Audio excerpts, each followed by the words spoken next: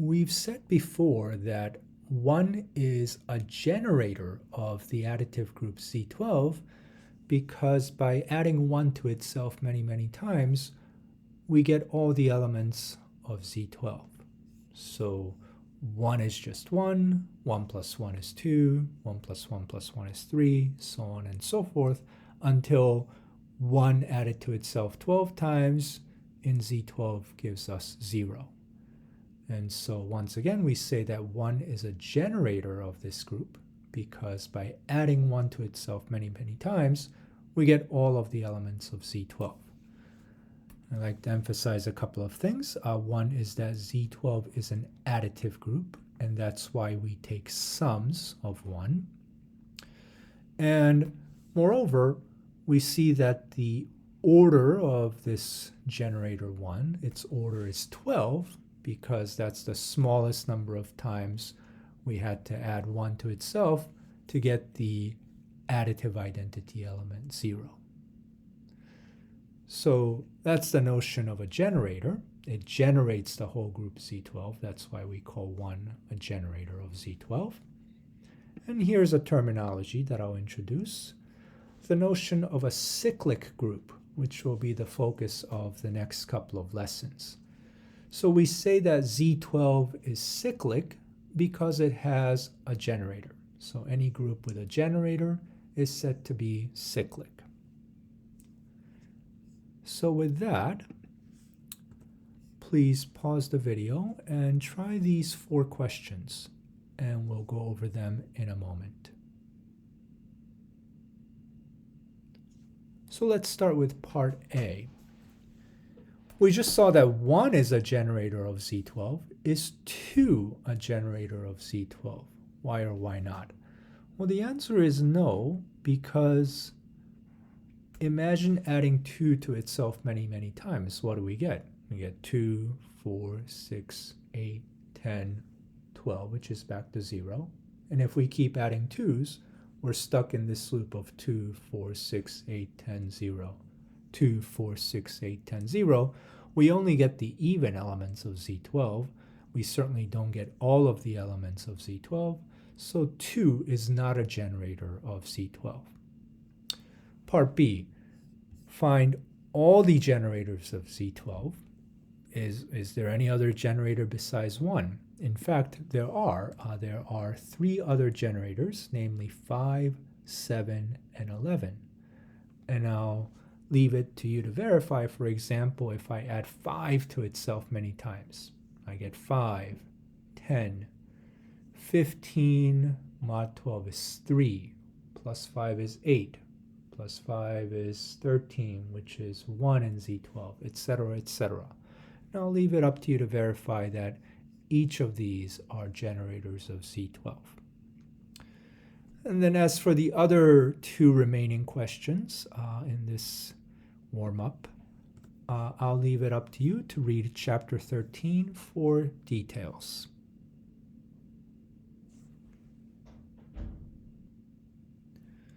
Now let's switch gears and take a look at a group under multiplication, in particular U13 containing the numbers 1 through 12. Now I claim that the element 2 is a generator of U13, and here are the calculations that demonstrate that. Now notice, rather than adding 2 to itself many times, since our group operation is multiplication, we must multiply 2 by itself many, many times. In other words, we have to take powers of 2, and that's what we see here. And we can see that all those elements of Z12 show up as powers of 2. Couple of quick remarks I want to make. We see that 2 to the 4th is 16, mod 13 is 3, and we can keep computing powers of 2, but we also saw this trick from the last lesson. If I want to compute 2 to the 5th, I just take 2 to the 4th and multiply that by 2. And therefore, I take 3, double it, and I get 6. And then rather than computing 2 to the 6th and reducing it mod 13, I just take the previous one, and I multiply it by 2, and so that gives us 12 right away. So that saves us some effort in finding these powers of 2. And one other remark I like to make is that the order of this generator 2 is 12 because 12 right here is the smallest positive exponent such that 2 to the n is equal to 1, the identity element. And so we see that we've gotten all of the elements of U13 by taking powers of 2. And thus the conclusion is that U13 is a cyclic group with a generator of 2. Now, I like to take advantage of these powers of 2 that we just computed. And so we're going to rewrite U13 in kind of an interesting way. So rather than the traditional 1 through 12, here's how I'm going to rewrite the elements of U13. Well, I'll start with 1. That's the identity element, most important element. And then I'll go 2, and you might say, well, how is this any different? Well, the next one is not 3. The next one is 4. And then we're going to go 8 and 3, 6. Do you see where I'm getting these elements? 12, 11, 9, 5, 10, and finally 7. And so you might have noticed that instead of listing them 1 through 12, I listed them in the order that they arise as powers of 2. So 2 to the 0, 2 to the 1, 2 to the second, etc., etc. With 2 to the 0 being the same as 2 to the 12th, otherwise known as 1. And so that's a useful way to list the elements of U13. Rather than thinking of them as 1 through 12, we can think of them as powers of 2, since 2 happens to be a generator. And in today's classwork, you'll see ways to take advantage of that representation of U13.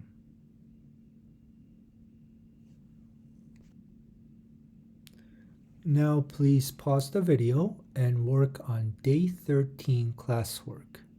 And afterwards, we'll discuss some of the problems and concepts.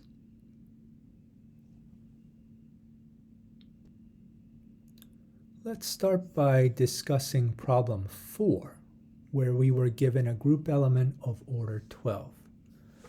Now that tells us that g to the 12th is the identity element, and then g to the 1st all the way to g to the 11th can't equal the identity element because 12 is the smallest positive exponent where that occurs.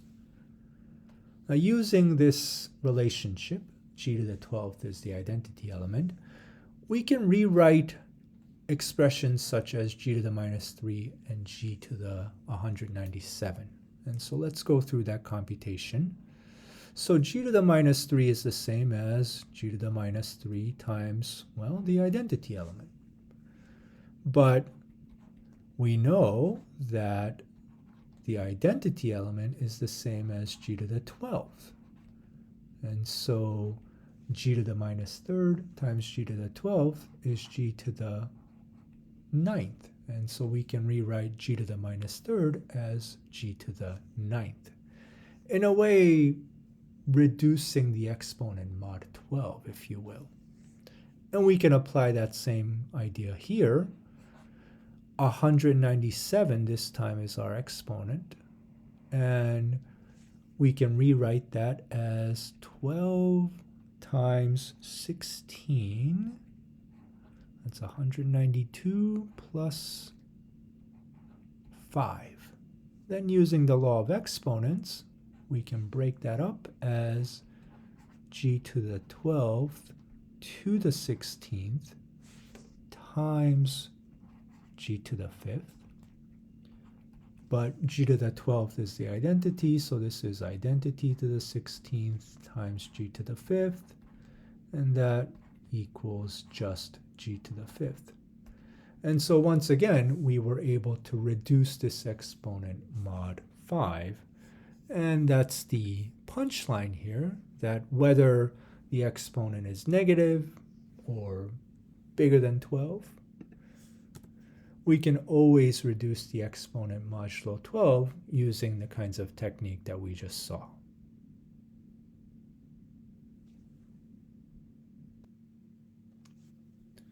Now, once again, we'll let little g be a group element of order 12.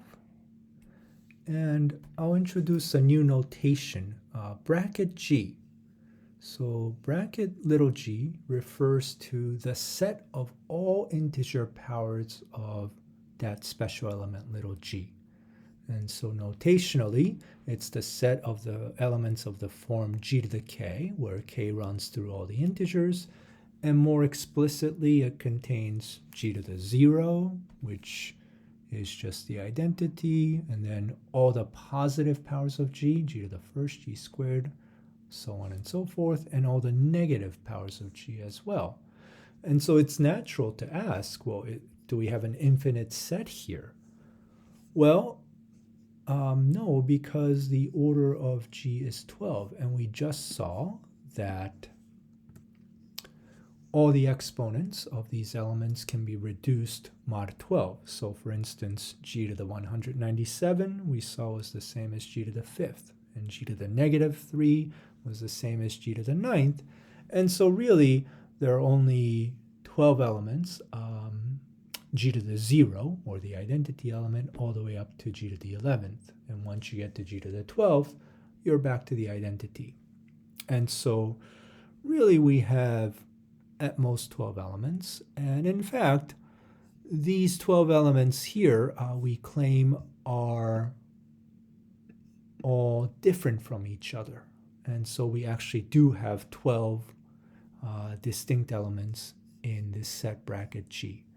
And the reason why these are all different, let's take a look at an example. So for instance, I claim that g to the 8th can't possibly be the same as g to the 5th. Because if they were, we can multiply both sides of this equation by g to the minus 5th, and then we end up with g to the 3rd equals the identity, which contradicts the fact that the order of g is 12, because that's telling us that 12 is the smallest exponent where something like this could occur, and so g to the 3rd can't be equal to the identity element. And so this kind of argument can be done with any pair of these 12 elements here. And so we do, in fact, have 12 distinct elements in bracket G. Now, we also saw in the classwork that this bracket G behaves very much like Z12. And so here's a calculation, for instance. We saw that g to the 9th times g to the 7th, using the law of exponents, is the same as g to the 9 plus 7, which is g to the 16th, but we saw that we can reduce these exponents mod 12, and therefore that equals g to the 4th. Now, this is very much similar to a calculation in Z12 that says 9 plus 12 is equal to 4 mod 12. And so we'll discuss much more in depth this connection between a group like bracket G and Z12 and how they feel very similar to each other. And we're just foreshadowing the notion of isomorphism, which we'll study more in depth in a few lessons. And one other thing that I want to comment, there is absolutely nothing special about 12 here. We could have, instead of order of G being 12, it could have been 5, it could have been 10, it could have been 20, it could have been 23.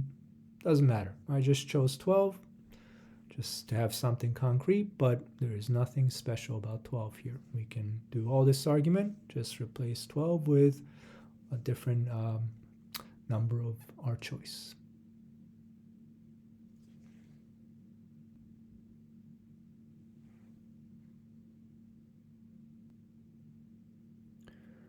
Here's a theorem that we're going to prove. Let little g be an element of a group capital G. We'll define this bracket G just as we did in the previous slide, it's the set of all integer powers of G. Then we claim that bracket G, which is a subset of our original group, is more than that. Namely, it is a subgroup of capital G. Now, before we even discuss the proof, I like to point out something about this theorem, which is if little g were a generator of our group, then this bracket G would be the same as our original group capital G, and so it would certainly be a subgroup of it. But little g need not be a generator. In fact, our group G doesn't even have to be cyclic, so it doesn't have to have a generator. And so that's just something to keep in mind, that this bracket G need not be the same as our original group capital G. And so now we're going to show that it has to be a subgroup nonetheless. And so this is a subgroup proof, so we need to show closure. The associativity comes for free because it's inheriting the operation from the original group G.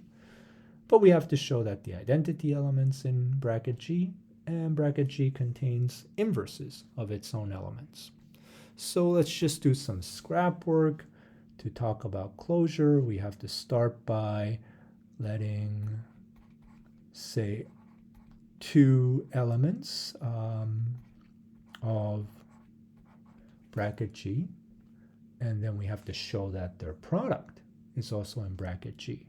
Well, if alpha and beta are in bracket G, that tells us that alpha and beta are integer powers of G. So G to the K and beta would be, say, G to the J.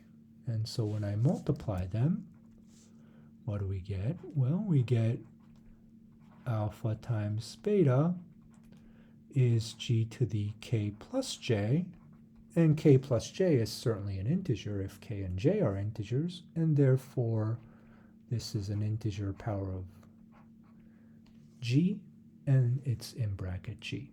And so that takes care of closure. How about the identity element? Well, we need to show that the identity element is in bracket G. Can we express the identity element as an integer powers of our little g? Well, we certainly can. It's G to the 0, and therefore that's also in bracket G.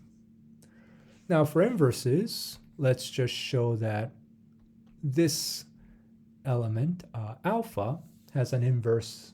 Well, we know it has an inverse because everything is happening inside our big group capital G, but we need to show that alpha inverse is in our special subset bracket little g. So what do we know about alpha inverse? Well, this is the same as G to the K inverse, but that's the same as G to the minus K. And now we can say that this is in bracket G because it's an integer power of little g. And so we've shown closure, identity inverses in the scrap work. Now let's write this down carefully in our proof. And so we'll let alpha and beta, again, I like to think of a subgroup proof as basically 3 mini proofs: closure, identity inverses. So let's start with closure. Let alpha and beta be elements of bracket G, and thus we can say that alpha is equal to G to the K, and beta is equal to G to the J. I'm essentially copying down our scrap work, but adding some descriptors in between where K and J are integers. Now we can multiply them. Alpha times beta is equal to G to the K times G to the J, which is equal to g to the k plus j, and that's in bracket g. And so that takes care of closure, and we can even write that down.